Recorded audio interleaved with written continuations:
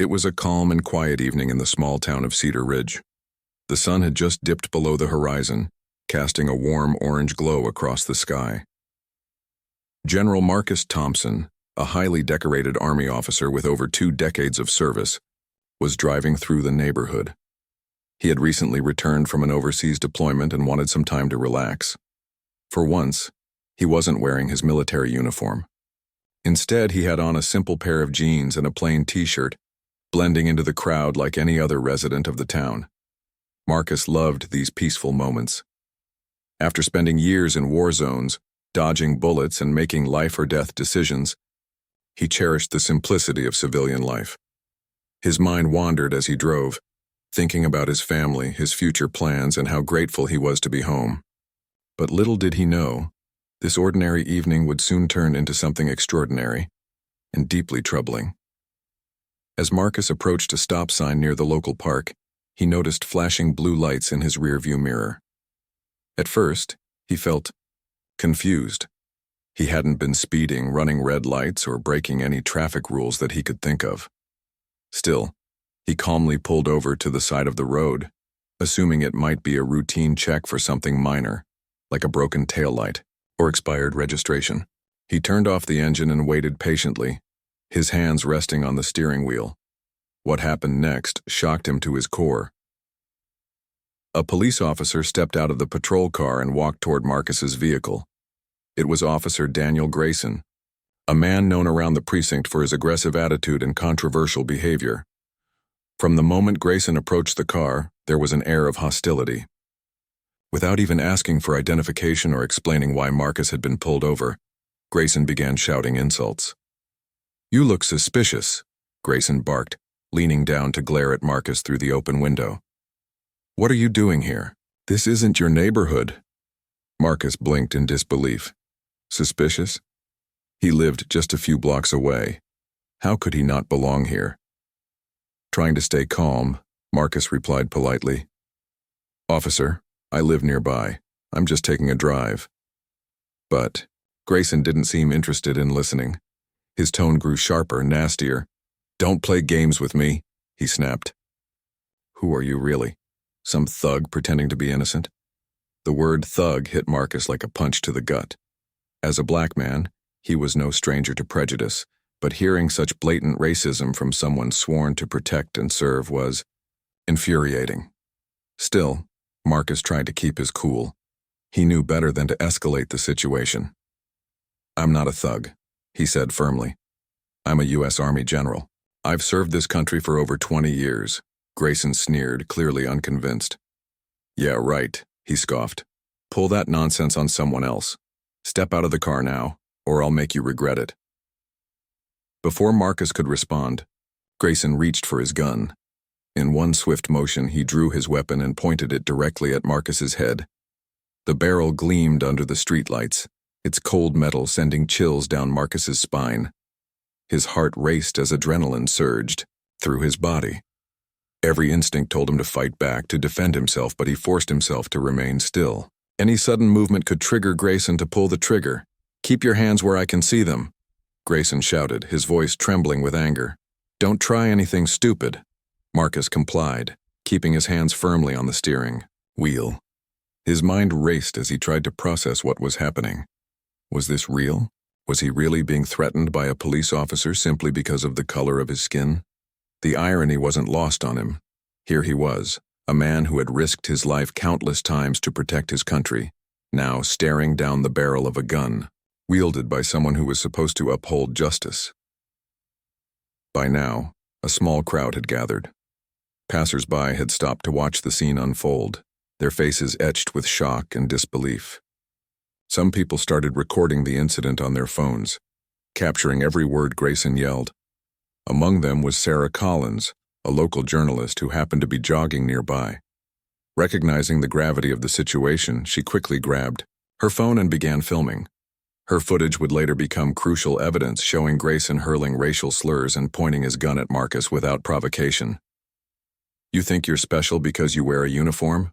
Grayson spat, his voice dripping with venom. "You're nothing but trouble. Just another criminal trying to act innocent." Each word cut deeper than the last, but Marcus refused to let Grayson's hatred break him. He took slow, deliberate breaths, focusing on staying alive. If he could just get through this moment, he told himself, he would find a way to fight back, not with violence, but with truth and justice. Minutes passed, though it felt like hours. Finally, backup officers arrived on the scene. They assessed the situation and ordered Grayson to holster his weapon. Only then did the tension begin to ease. One of the officers asked Marcus to step out of the car so they could verify his identity. Trembling slightly, Marcus complied, pulling out his military ID to prove who he was. The officers examined it closely, their expressions shifting from skepticism to awe as they realized the man standing before them was indeed a highly respected Army general. Though the immediate danger had passed, the damage was done. Marcus stood there, shaken and humiliated, as the crowd dispersed and the officers continued their investigation. What should have been a routine traffic stop had spiraled into a nightmare fueled by ignorance and prejudice. And while Marcus didn't yet know it, this encounter would spark a chain reaction that would change not only his life, but also ignite a national conversation about racism, accountability, and the urgent need for reform within law enforcement. For Marcus, the road ahead wouldn't be easy, but as he climbed back into his car and drove home that night, one thing was certain: he wasn't going to let this injustice go unanswered. The tension between General Marcus Thompson and Officer Daniel Grayson showed no signs of easing, even as the minutes ticked by. With Grayson's gun still pointed at Marcus's head, the situation remained volatile. Every second felt like an eternity, and the fear in Marcus's eyes was palpable. Despite his years of training as a soldier, nothing could have prepared him for this moment, being treated as a threat in his own community, simply because of the color of his skin. Marcus tried to reason with Grayson, speaking slowly and deliberately, to avoid escalating the situation. "Officer, I'm unarmed," he said, his voice steady despite the storm raging inside him. "I've already told you I'm a U.S. Army general. Let me show you my ID." But Grayson wasn't listening. His face was red with anger, his jaw clenched tightly as he continued shouting accusations. "Don't lie to me," he barked. "You think your fancy uniform makes you better than everyone else? You're just another thug." The irony of Grayson's words struck everyone watching.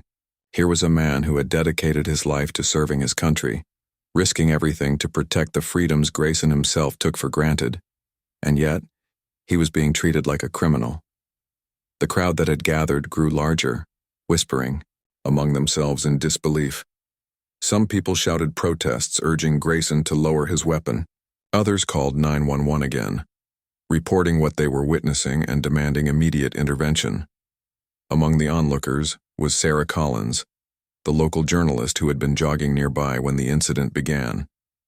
She had quickly realized the significance of what was happening and started recording everything on her phone. Her camera captured every detail: Grayson's aggressive posture, the way he waved his gun around recklessly, and the racial slurs he hurled at Marcus without hesitation. One clip showed Grayson yelling, "People like you always cause trouble," before pointing his finger directly at Marcus's chest. Another video caught Marcus calmly trying to explain himself, his hands still raised in surrender. Sarah knew she had something powerful in her hands. As the standoff dragged on, she uploaded snippets of the footage to social media, tagging local news outlets and activist groups. Within minutes, the videos began spreading like wildfire. People from all over Cedar Ridge and soon across the country were tuning in to watch the live updates. Comments poured in, condemning Grayson's actions and expressing outrage at the blatant display of racism.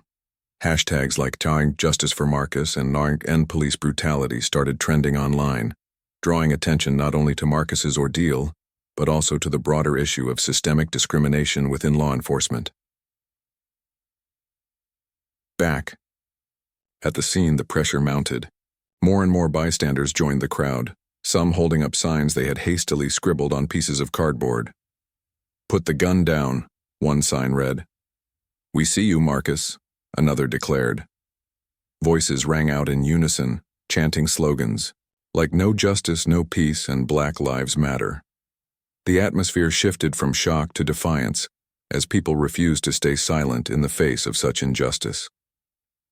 Finally, after what felt like an eternity, backup officers arrived. 2 patrol cars screeched to a halt behind Grayson's vehicle, and 4 officers stepped out cautiously. They surveyed the scene, their expressions hardening as they took in the chaos unfolding before them. One of them, a sergeant named Lisa Harper, immediately intervened, stepping between Grayson and Marcus. "What's going on here?" she demanded, her tone firm but controlled. Grayson hesitated, lowering his gun slightly but still glaring at Marcus. "This guy is suspicious," he muttered, gesturing toward Marcus. "He won't cooperate." Harper turned to Marcus, who was still standing beside his car with his hands visible. "Sir, can you please explain what happened?" she asked gently. Marcus nodded, taking a deep breath before recounting the events leading up to the confrontation. He described how he had been pulled over for no apparent reason, how Grayson had insulted him and drawn his weapon without provocation, and how he had tried repeatedly to defuse the situation by identifying himself as a military officer. As Marcus spoke, Harper listened intently, occasionally glancing at Grayson with growing concern. When Marcus finished, she instructed him to retrieve his military ID from his wallet. Slowly and carefully, Marcus reached into his pocket and handed it over. Harper examined it closely, her eyes widening as she recognized the rank insignia and official seal. Turning to Grayson, she said sharply, "Do you realize who this is? This is General Marcus Thompson, a decorated war hero." Grayson's face flushed with embarrassment, but he didn't back down. "That doesn't mean he's above the law," he muttered under his breath. Harper ignored him, focusing instead on ensuring Marcus's safety. She apologized profusely for the ordeal he had endured and assured him that the department would investigate the matter thoroughly. By now, the crowd had grown restless. Many people refused to leave until they saw Grayson removed from the scene. Some shouted insults at him, calling him a disgrace to the badge. Others applauded Marcus for remaining calm under unimaginable pressure. The tension was thick in the air, and it was clear that this incident would not be forgotten anytime soon. As the officers escorted Grayson back to his patrol car, Marcus finally allowed himself to exhale. His legs felt weak, and his hands trembled as he leaned against his vehicle for support. For the first time since the ordeal began, he allowed himself to process what had happened. How could someone sworn to protect citizens treat him with such hostility? What if things had gone differently? If Harper and her team hadn't arrived when they did? The thought sent shivers down his spine. Later that night, as Marcus sat alone in his living room replaying the events in his mind, he couldn't shake the feeling of vulnerability that lingered. He had faced danger countless times during his military career, but this was different. This wasn't a battlefield, it was his hometown. And instead of bullets, the weapon used against him was prejudice, a force far more insidious and difficult to combat. Meanwhile, Sarah Collins worked tirelessly to ensure the story gained national attention. She edited her footage, adding captions and context to make it easier for viewers to understand the gravity of the situation. By morning, major news networks had picked up the story, and Marcus's name was everywhere. Interviews with residents of Cedar Ridge painted a picture of a divided community, where some defended Grayson, while others condemned his actions outright. Activists seized the opportunity to highlight similar cases of police misconduct, calling for widespread reform. For Marcus, the sudden spotlight was overwhelming. Reporters camped outside his house, eager to hear his side of the story. Friends and strangers alike reached out to offer support, sharing their own experiences of discrimination and solidarity. While he appreciated the outpouring of love, Marcus couldn't help but feel burdened by the weight of expectation. Everyone wanted him to speak out, to become the face of a movement, but he needed time to heal first. Despite the chaos surrounding him, one thing was certain.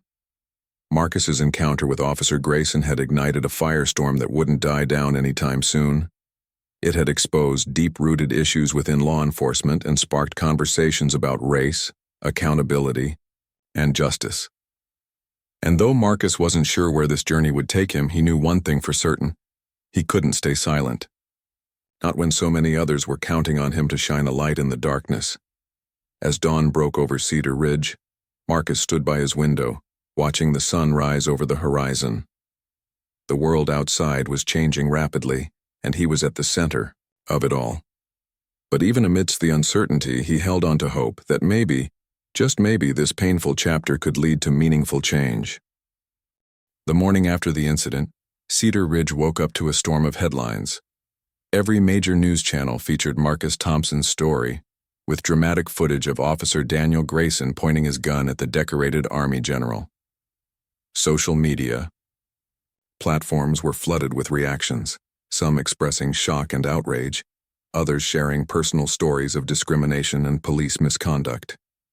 The hashtag #JusticeForMarcus trended not only locally, but across the entire nation. For many, Marcus's ordeal was a stark reminder of the systemic racism embedded in institutions meant to protect citizens. As the day progressed, protests erupted outside the Cedar Ridge Police Department. Hundreds of people gathered, holding signs that read "Accountability Now," "Black Lives Matter," and "Protect Our Heroes." Veterans organizations joined the demonstrations, marching alongside activists and community members. They carried banners honoring Marcus's service and demanding justice for the way he had been treated. Some protesters chanted slogans like, "No more excuses," while others held moments of silence to reflect on the countless lives lost to similar acts of prejudice. Local politicians quickly responded to the growing outcry. Mayor Linda Harper addressed the media during a press conference, calling the incident unacceptable and vowing to take immediate action. "This is not who we are as a community," she declared. "We must hold those responsible accountable and work together to prevent such incidents in the future." Her words resonated with many, though skeptics questioned whether her promises would lead to real change. Meanwhile, Marcus remained largely silent, choosing to focus on processing the trauma of the encounter before making any public statements. He spent hours speaking with close friends and family, leaning on their support to navigate the whirlwind of emotions he felt. Despite the overwhelming attention, he found solace in knowing that he wasn't alone. Messages of encouragement poured in from strangers around the world, thanking him for his bravery and resilience. Behind the scenes, however, the fallout continued to unfold. Within hours of the incident, Officer Grayson was placed on administrative leave pending an internal investigation. While some viewed this as a step toward accountability, others argued it wasn't enough. Activists demanded transparency, urging the police department to release body cam footage and other evidence related to the case. Protesters also called for Grayson to be fired immediately, citing his behavior as a clear violation of both ethics and law. As pressure mounted, journalists began digging deeper into Grayson's past. What they uncovered painted a troubling picture. Former colleagues described him as having a short temper and a history of discriminatory behavior. Internal records revealed multiple complaints filed against him by citizens alleging racial profiling and excessive force. In one instance, a young black teenager claimed Grayson had stopped him without cause and used derogatory language during the encounter. Another complaint came from a Latina woman who said Grayson had searched her car without probable cause, accusing her of hiding drugs despite finding nothing illegal. Despite these allegations, none of the cases had resulted in disciplinary action. Critics pointed out that each complaint had been dismissed due to lack of evidence, or so it seemed. Upon closer inspection, activists discovered inconsistencies in how the investigations had been handled. Witnesses reported feeling intimidated during interviews, and key details often went unrecorded. It became increasingly clear that Grayson's actions weren't isolated incidents. They were part of a pattern that had gone unchecked for far too long. The revelation sparked outrage, fueling even larger protests. Demonstrators argued that Grayson's behavior was symptomatic of a broader issue within law enforcement, an issue that required systemic reform rather than superficial fixes. Community leaders organized town hall meetings to discuss solutions, inviting residents, activists, and officials to participate. These discussions highlighted the urgent need for better training, stricter oversight, and greater accountability within the police force. Amid the chaos, Marcus finally decided to break his silence. Accompanied by his lawyer, he gave a brief statement to the press, expressing gratitude for the support he had received while emphasizing the importance of addressing the root causes of such incidents. "I didn't ask for this spotlight," he said, standing tall despite the fatigue etched on his face. "But if my experience can help bring attention to the injustices faced by so many, then I will use my voice to speak up." His words struck a chord with millions. Veterans shared their own stories of encountering bias, while families recounted harrowing experiences of loved ones being mistreated by law enforcement. The collective narrative underscored a painful truth. What happened to Marcus wasn't unique. It was just one example among countless others. In response to the mounting pressure, the Cedar Ridge Police Department announced plans to review its policies and procedures. Chief Robert Klein acknowledged the need for reform, stating, "We must do better. Our community deserves trust, respect, and fairness." While some praised the announcement as a positive step, others remained cautious, insisting that promises needed to be backed by concrete actions. As the days turned into weeks, the national conversation expanded beyond Cedar Ridge. Lawmakers debated potential legislation aimed at curbing police misconduct, including measures to increase transparency and establish independent oversight boards. Civil rights organizations launched campaigns to educate the public about racial profiling and advocate for policy changes at both local and federal levels. Celebrities and influencers joined the movement, using their platforms to amplify marginalized voices and call for justice. For Marcus, the attention was bittersweet. On one hand, he was grateful for the solidarity and support he received. On the other hand, the constant scrutiny took a toll on his mental health. He struggled to sleep at night, haunted by flashbacks of the confrontation. Friends encouraged him to seek professional help, and eventually, he agreed to meet with a therapist specializing in trauma recovery.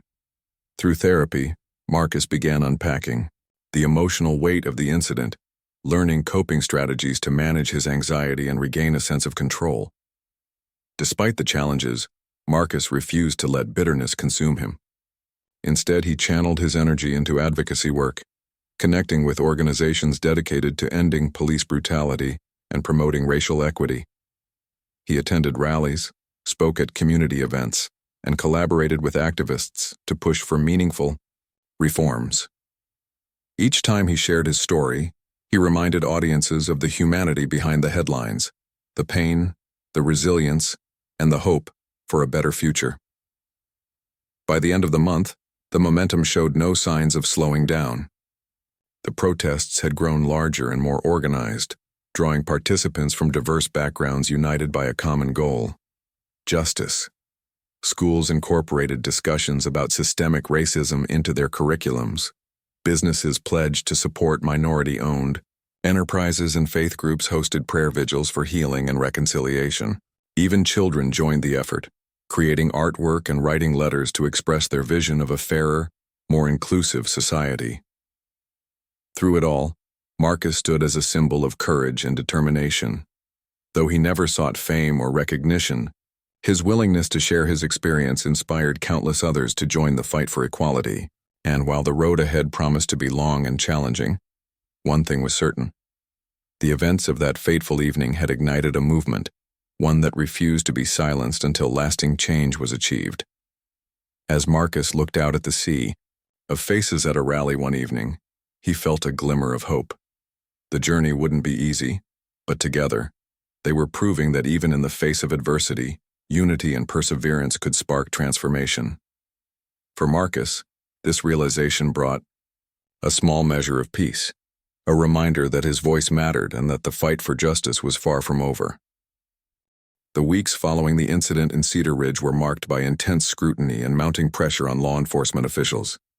The internal investigation into Officer Daniel Grayson's conduct became a focal point of national attention, with millions watching closely to see whether justice would prevail. For Marcus Thompson, the ordeal was far from over. Every day brought new developments, each one testing his resolve and patience. Investigators worked tirelessly to piece together the events of that fateful evening. They reviewed Sarah Collins' viral footage frame by frame, analyzing Grayson's actions and words. Body cam recordings from the backup officers who arrived at the scene were also examined, providing additional context to the confrontation. Meanwhile, prosecutors pored over years of complaints filed against Grayson, looking for patterns of misconduct that could strengthen their case. As details emerged, it became increasingly clear that Grayson's behavior during the traffic stop wasn't an isolated incident. Former colleagues painted a damning picture of him as someone who thrived on intimidation and hostility. One officer recounted how Grayson once bragged about teaching lessons to people he deemed disrespectful. Another described witnessing Grayson use racial slurs while interrogating suspects, claiming it was part of his tough cop persona. But perhaps the most shocking revelation came when investigators uncovered evidence of deliberate cover-ups within the department. Internal memos showed that several complaints against Grayson had been dismissed without proper investigation. In one case, a victim reported being physically assaulted during an arrest, only for the complaint to vanish from official records entirely. Activists seized on these findings, arguing that systemic failures allowed Grayson's misconduct to persist unchecked for years. For Marcus, learning about these revelations was both infuriating and heartbreaking. He had always believed in the integrity of public institutions, even after facing discrimination throughout his life. But seeing the extent of corruption within the police department shattered some of that faith. Still, he refused to let despair consume him. Instead, he channeled his frustration into action, working alongside advocacy groups to demand accountability, not just for Grayson but for all officers guilty of similar offenses. Public outrage continued to grow as more information came to light. Protests intensified, with demonstrators staging sit-ins outside City Hall and blocking major highways to draw attention to their cause. Veterans organizations played a key role in organizing rallies, emphasizing the betrayal felt by those who served their country only to face hostility at home. At one particularly powerful event, retired General Patricia Williams stood beside Marcus and addressed the crowd. "We swore an oath to protect this nation," she said, her voice trembling with emotion. "And yet here we are, fighting for our right to be treated with dignity in our own communities." Amid the chaos, Marcus found himself thrust into the spotlight repeatedly. Reporters hounded him for interviews, eager to capture his perspective on the unfolding drama. While he initially hesitated, fearing the emotional toll of reliving the incident, he eventually agreed to speak publicly. His testimony was raw and unflinching, detailing not only the humiliation and fear he experienced, but also the broader implications of the encounter. "This isn't about me," he told a packed auditorium during one speech. "It's about every person who has ever been made to feel less than human because of the color of their skin." His words resonated deeply, inspiring others to share their own stories. A young woman named Jasmine Carter recounted being stopped by police for no reason other than walking through a predominantly white neighborhood. An elderly man named Charles Freeman spoke of being handcuffed and thrown to the ground during a routine traffic violation. Each story added another layer to the growing narrative of systemic injustice, reinforcing the need for sweeping reforms.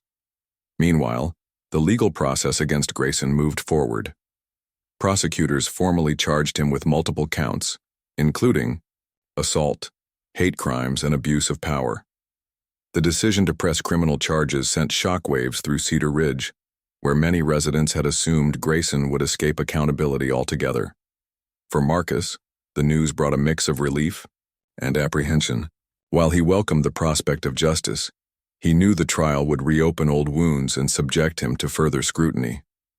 Preparation for the trial was grueling. Marcus spent countless hours meeting with lawyers, reviewing evidence, and rehearsing his testimony.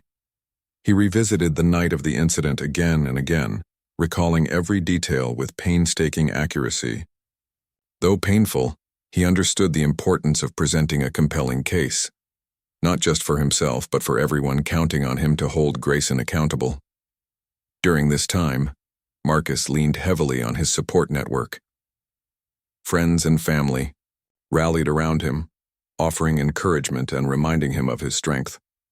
His wife, Lisa, accompanied him to meetings and court hearings, holding his hand whenever he faltered. Even strangers reached out, sending letters and messages of solidarity that buoyed his spirits. One note, written by a teenage girl, read simply, "Thank you for standing up for us. You're my hero." As the trial date approached, tensions in Cedar Ridge reached a boiling point. Supporters of Marcus held vigils and prayer sessions, praying for a fair outcome. Critics of the police department demanded resignations and structural changes, vowing to keep protesting until meaningful reform was achieved. On the other side, some defended Grayson, insisting he had been doing his job and accusing Marcus of exaggerating the situation. These conflicting viewpoints highlighted the deep divisions within the community, underscoring the challenges ahead. Finally, the day of reckoning arrived. The courtroom was packed with spectators, including journalists, activists, and concerned citizens. As Marcus took the stand, the room fell silent. He spoke clearly and confidently, recounting the events of the traffic stop and describing the terror of having a gun pointed at him. His testimony was punctuated by moments of vulnerability, such as when he choked up while explaining how the incident affected his sense of safety. Yet despite the difficulty of reliving the trauma, he remained steadfast, determined to ensure his voice was heard. Grayson's defense team tried to discredit Marcus, questioning his credibility and suggesting he had provoked the altercation. But their arguments fell flat in the face of overwhelming evidence. Videos, witness accounts, and expert analyses all supported Marcus's version of events, leaving little room for doubt about Grayson's guilt. When the verdict was announced, it sent ripples across the nation. Grayson was found guilty on all charges and sentenced to prison, marking a rare instance of a police officer being held criminally liable for misconduct. The courtroom erupted in cheers, with many embracing Marcus and congratulating him on the outcome. For Marcus, the moment was bittersweet. While he felt vindicated, he knew the battle for justice was far from over. In the days that followed, celebrations erupted in Cedar Ridge and beyond. People took to the streets, waving flags and chanting slogans of triumph. Social media lit up, with messages of gratitude, praising Marcus for his courage and resilience. But amidst the jubilation, Marcus remained grounded. He knew that true change required more than punishing one bad actor. It required dismantling the systems that enabled such behavior in the first place. As he reflected on the journey so far, Marcus felt a renewed sense of purpose. The road ahead would undoubtedly be long and challenging, but he was ready to continue fighting. For himself, for his community, and for generations to come. Because in the end, what mattered most wasn't the verdict or the headlines. It was the hope that someday, everyone could live free from fear and prejudice. And if Marcus's story could inspire even a fraction of that change, then every struggle, every tear, and every sleepless night would have been worth it. The guilty verdict against Officer Daniel Grayson marked a significant victory, but it was far from the end of the story. For General Marcus Thompson, the legal battle was only one piece of a much larger puzzle, a journey that intertwined justice, healing, and the pursuit of systemic change. While Grayson's imprisonment brought a sense of closure to many, Marcus knew that true accountability required more than punishing one individual. It demanded addressing the deeply rooted issues within law enforcement and society as a whole. In the weeks following the trial, Marcus found himself grappling with conflicting emotions. On one hand, he felt a profound sense of relief. The courtroom drama had been exhausting, reliving the trauma of that night over and over again, defending his character against baseless accusations, and enduring the relentless media attention. But on the other hand, he couldn't shake the lingering scars of the experience. Nightmares plagued his sleep, and anxiety gripped him whenever he saw flashing blue lights in his rearview mirror. Even simple tasks like walking through a crowded grocery store or attending community events left him feeling uneasy, hyper-aware of the stares and whispers that followed him wherever he went. To cope with the emotional toll, Marcus leaned heavily on therapy. At first, he hesitated to seek help, worried about appearing weak or vulnerable.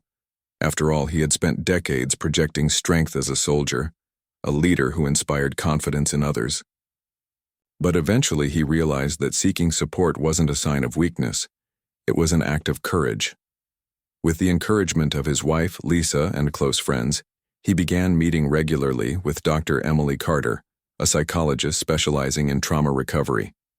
Their sessions provided a safe space for Marcus to unpack the weight of his experiences, confront his fears, and develop strategies to rebuild his sense of security. Through therapy, Marcus learned to reframe his perspective.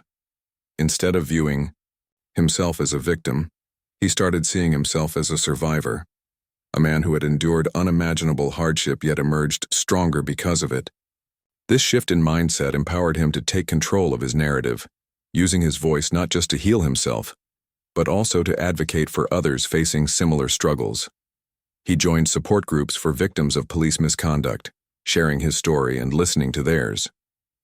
These interactions reminded him that he wasn't alone, that countless others carried invisible wounds inflicted by systemic injustice. While Marcus focused on personal healing, the broader fight for reform continued to gain momentum. Activists seized on the trial's outcome as proof that change was possible, organizing rallies and campaigns to push for policy changes at both local and national levels. In Cedar Ridge, city officials announced plans to implement sweeping reforms within the police department. Body cameras became mandatory for all officers, and independent oversight boards were established to review complaints of misconduct. Training. Programs emphasizing de-escalation techniques and cultural sensitivity were introduced, aiming to foster better relationships between law enforcement and the communities they served. Marcus played a pivotal role in shaping these reforms. He testified before legislative committees, urging lawmakers to prioritize transparency and accountability. His testimony was powerful, not because of anger or bitterness, but because of its authenticity. He spoke candidly about his own experiences, highlighting how even someone in his position, a decorated war hero, could fall prey to prejudice.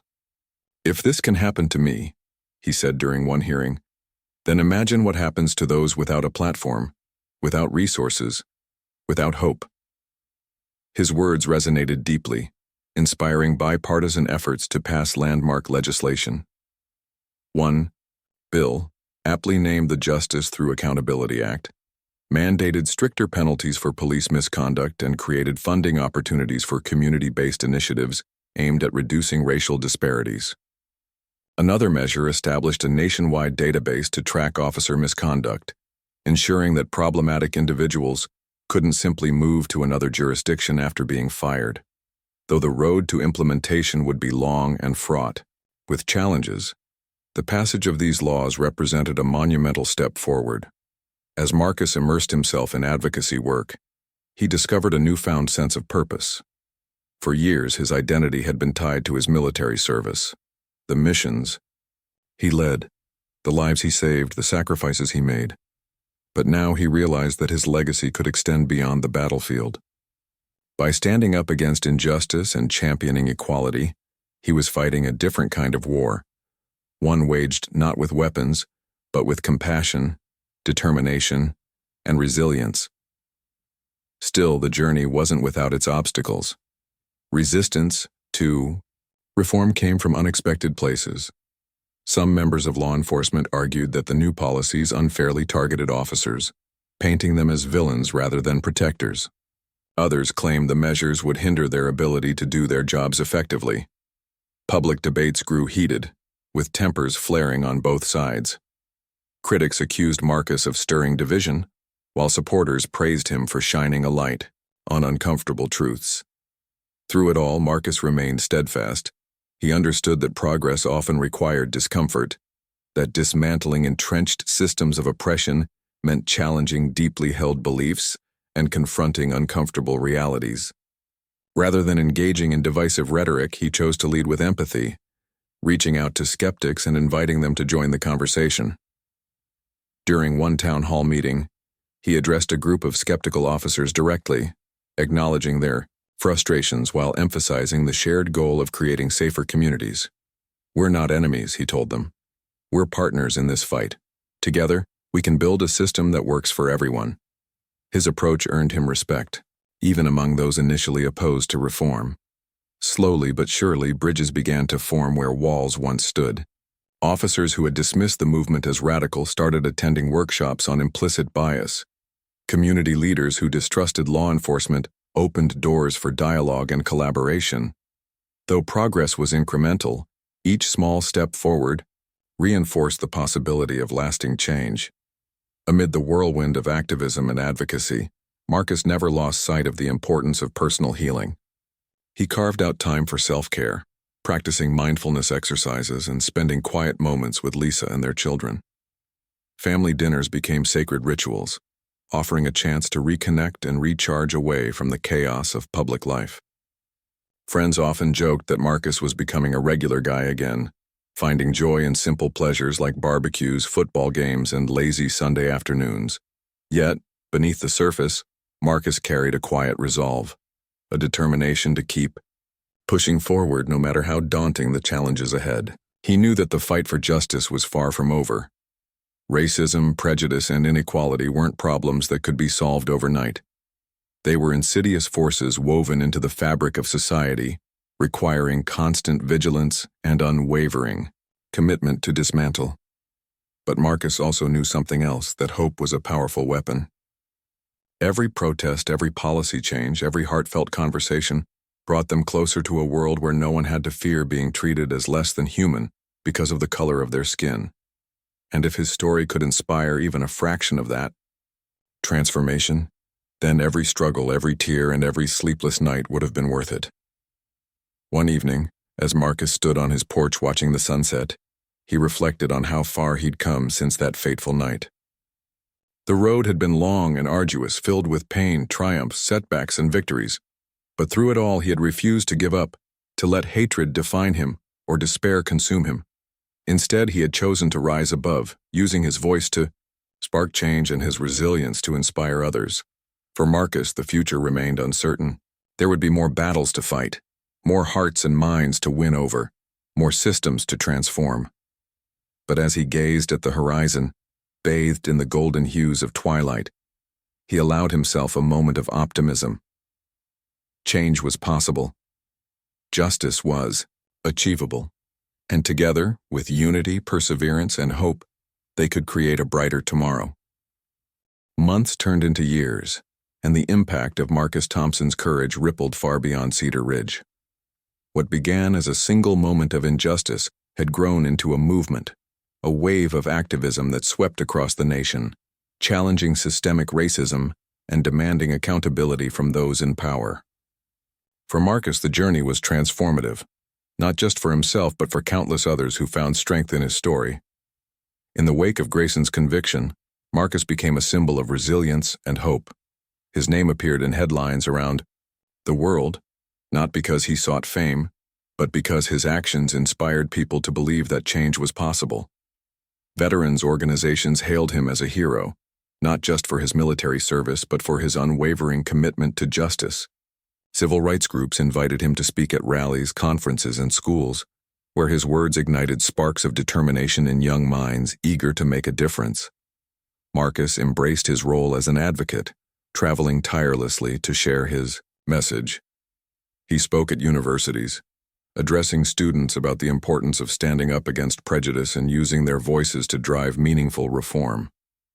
At one such event, a young black student approached him after his speech, tears streaming down her face. "Thank you," she whispered. "Your story makes me feel like I can fight back too." Moments like these reminded Marcus why he kept going despite the emotional toll. Each person touched by his journey fueled his resolve to keep pushing forward. His advocacy extended beyond speeches and rallies. Marcus partnered with nonprofit organizations dedicated to ending police brutality and promoting racial equity. Together, they launched programs aimed at educating communities about their rights and empowering them to hold law enforcement accountable. One initiative, called Voices for Justice, provided free legal resources to victims of misconduct, helping them navigate the often daunting process of filing complaints. Another program focused on fostering dialogue between police departments and marginalized communities, encouraging mutual understanding and trust. The changes weren't limited to policy reforms or grassroots efforts. They permeated everyday life, in ways both big and small. In Cedar Ridge, the once divided community began to heal. Residents organized neighborhood cleanups, cultural festivals, and mentorship programs designed to bridge gaps between different groups. Officers participated in community events, playing basketball with kids and hosting cookouts to rebuild relationships damaged by years of mistrust.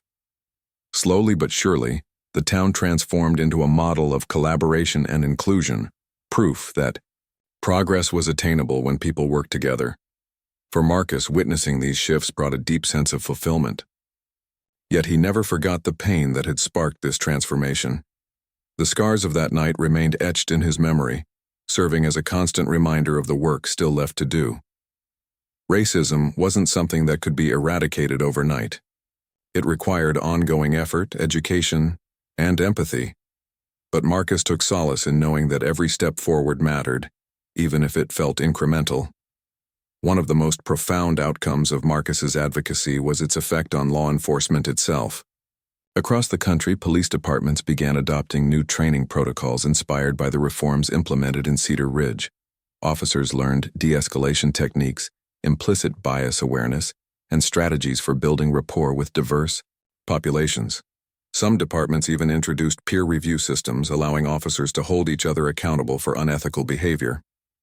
These measures didn't eliminate misconduct entirely, but they marked a significant shift toward transparency and accountability. Marcus also played a key role in shaping national legislation. His testimony before Congress influenced several landmark bills, including the Justice Through Accountability Act.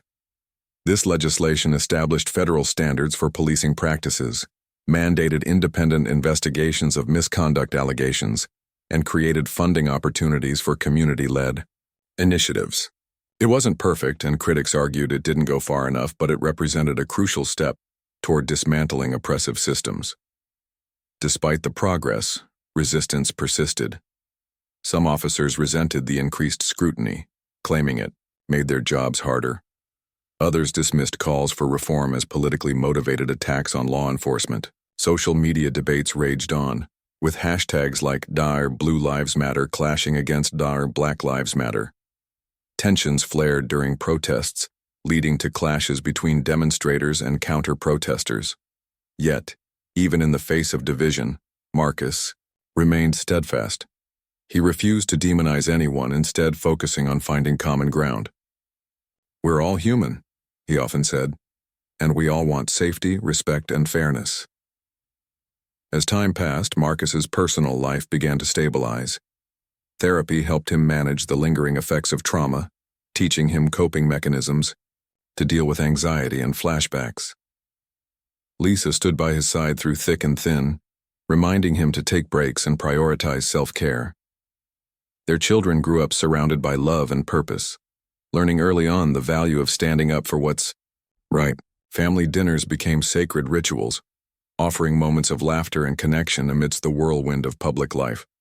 Though Marcus cherished these quiet times, he couldn't escape the spotlight entirely. Documentaries, books, and even a feature film were made about his story, amplifying its reach and impact.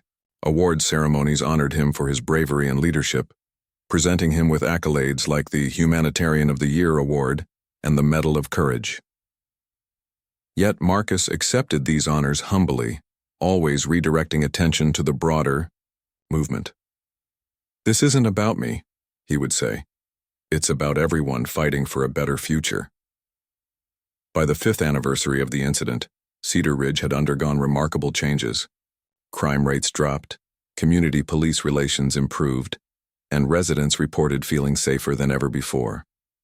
A mural depicting Marcus alongside symbols of unity and justice adorned the side of a downtown building, serving as a daily reminder of how far the town and the nation had come. On the day of the unveiling, Marcus stood before a cheering crowd overwhelmed by gratitude.